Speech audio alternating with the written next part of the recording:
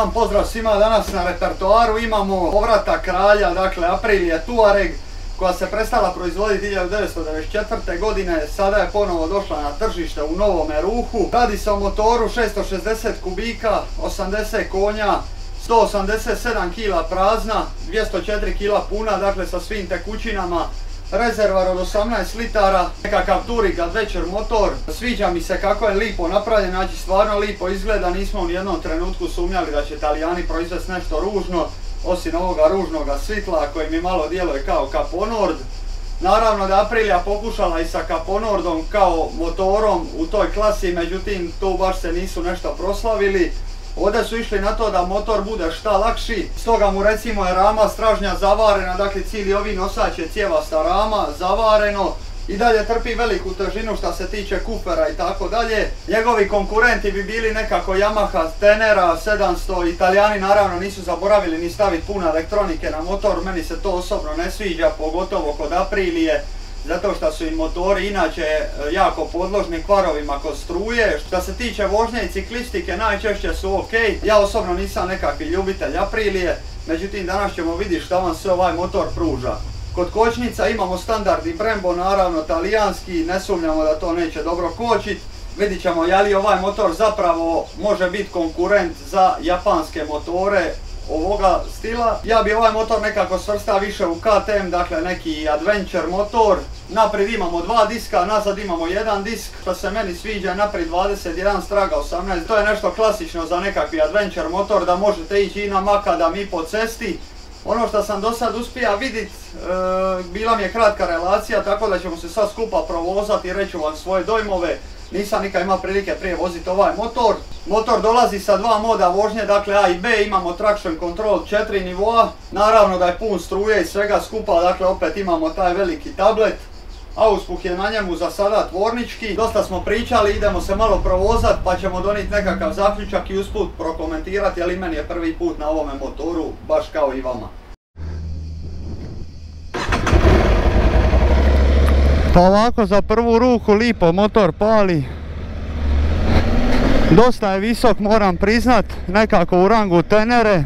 Malo je ovaj izbornik preopširan i onda se teško tu snaći. Međutim to nije ništa strašno, ali ima previše opcija tu što možete namištati, malo su to oni, bar što se mene tiče, dosta zakomplicirali. Puna mi je noga na podu, znači moga bi ga voziti neko i malo niži od mene. Šaltanje je dosta teško, znači ono bez čizama, ja ne znam kako bi ja ovo igdje vozio malo dalje. I kad se ide u višu i u nižu brzinu, stvarno treba dosta force da se pribaci brzina. Motor ima 268 km, testni je model, što je zapravo ono stvarno novo. Traction control je trenutno podešen na 1. Motor lipo počupa, imate osjećaj kada ga možete uvijek kontrolirati, ali mijenjač je tvrd do zla boga, znači ovo nisam ni na Kawasakiju doživija, a kamoli na Apriliji. Znači stvarno tvrd mijenjač, ne mogu vjerovat, ali se motor lipo vozi, nema šta reći. Uspravni položaj sidenja, položaj nogu je dobar, a sic je udoban, ajme. Znači imate osjećaj ko da sidite na nekom dormeu, stvarno je super, ne nabija vas put naprijed i vožnja može biti dosta ugodna s njim. Ne znam, sam vam napomenija, ima 6 brzina, ima također tu pokazivač brzina, imamo crtice goriva tako da znamo koliko ima goriva. Također ovdje, pogledajte vi sad ovdje ovu kapulu koliko ovdje ima sad stvari. Dakle zamica modove vožnje A i B, to mi ćete ovdje pomoću ovih tipki. Sad je trenutno u A modu.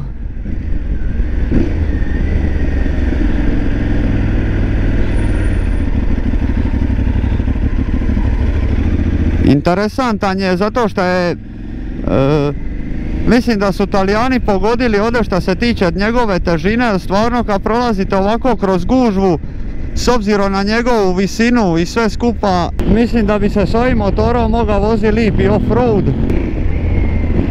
S obzirom na njegovu težinu dosta je lako manevrirati sa njim.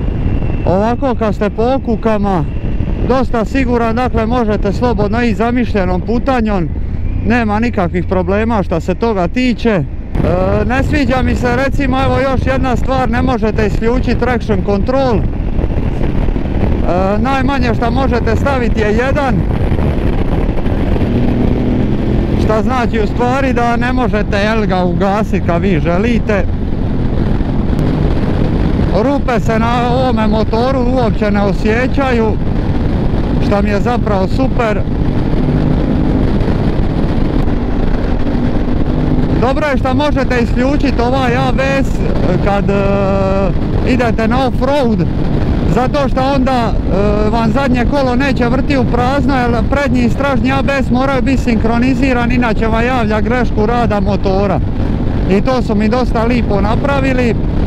I interesantan mi je ovaj senzor koji ćete sad vidjeti kako će kad uđem u tunel promijeniti boju na noćni mod.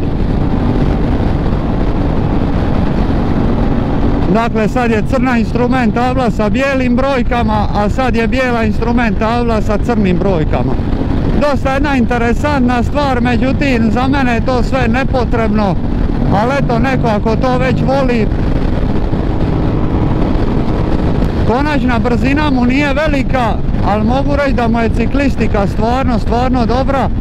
Sad pitanje je koliko će se to dobro pokazati na neku veću kilometražu, s obzirom da ima puno elektronike, ali i to baš nije toliko važno, zato što danas svi motori imaju previše elektronike ako mene pitate, ali dosta ugodan za vožnju.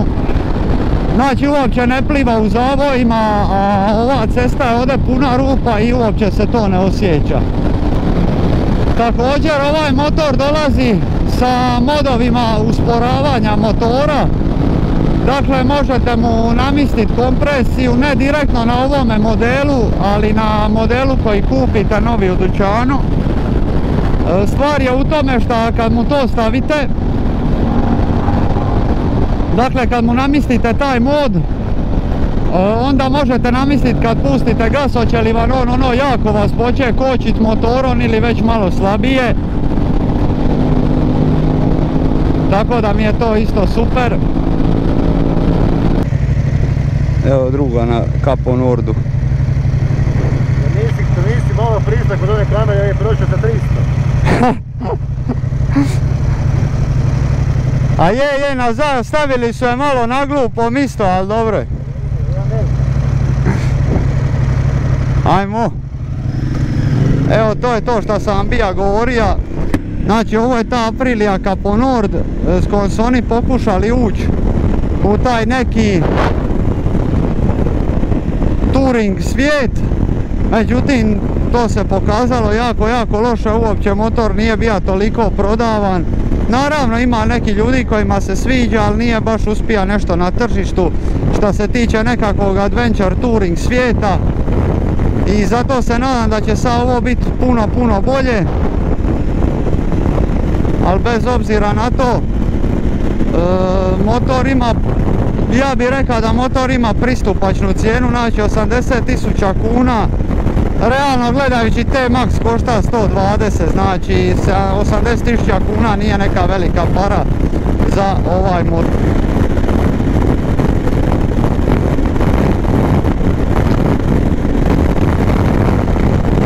Kočnice su super.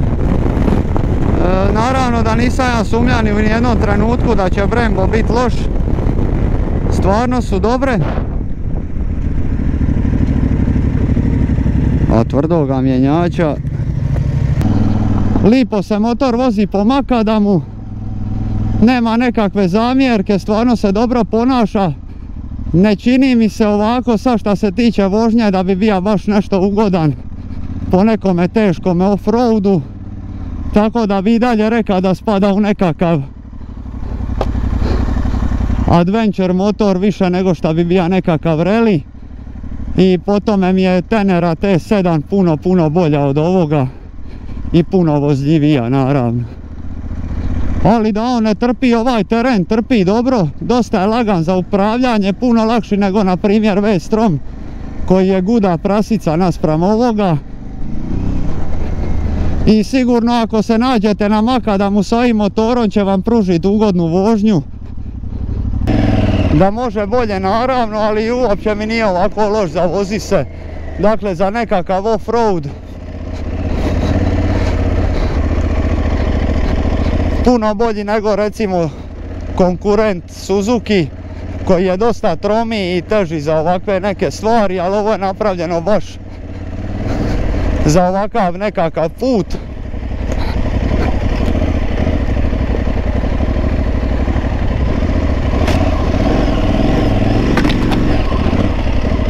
Ti srca šta sam opizdija glavu. Tako da sve u svemu ja sam zadovoljan. Ispunio neka moja očekivanja. I evo teško se pronalazi ler. Bija mi je interesantan motor zato što evo do sad nismo imali ni Apriliju na recenziji. I ne samo to nego mi je izgledala interesantno, dosta dobro i Tuarega nisam vidio stvarno dugo godina na cesti. Jer rekao sam vam to već prije da su se prestali proizvoditi 94. godine i evo do dana današnjega nije bilo uopće nikakvih istih modela, dakle ovo je nekakvo oživljavanje Tuarega. Evo smo došli do kraja još jedne brzinske recenzije. Sad ćemo proći jedan cjelokupni dojam. Ono što mi se ne sviđa kod ovoga motora, smatram da ima puno struje na sebi.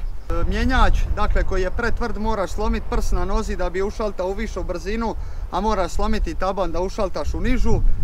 Smatram da je dobar i za cestu i za off-road, iako bi ga više preporučio za neki lagani makadam, ne bi baš sad neki hardcore, jer smatram da se tu baš ne bi dobro provea. Još jedna mana je što ne možete isključiti traction control, kad počne proklizavat, prekine na predug period snagu motora, dakle izgubite skroz kontakt, to mi se malo ne sviđa. Bilo bi bolje više da možda možete to isključiti kompletno, tako da kad se idete voziti, naravno da to možete i napraviti. Naravno sad ću vam usput reći nešto što mi se svidilo. Dakle, možete isključiti ABS stražnje kola za nekakav off-road. Sviđa mi se što je dosta agilan po gradu, lipo se vozi. Ima dosta dobar okretni moment, iako je 86 Nm, ali stvarno imate snage kad god, dobro klasično 2 cilindra. Lipo ide motor, ne možete očekivati nekakvu veliku brzinu. Cijena je oko 80.000 kuna, što je zapravo dosta pristojno. Sviđao mi se ovi štitnici za ruke. Postoji također i model sa štitnicima za mašinu koji su jako tanki, ne postoje nikakvi drugi bolji, osim ako nešto sami ne zavarite. I to mi se čini jednostavno da ne bi dobro istrpilo padove na nekakvom težem i zahtjevnijem terenu što se tiče off-roada. Isto tako mi se sviđa što je naprijed 21 col, felga straga 18, zvuk je neloš.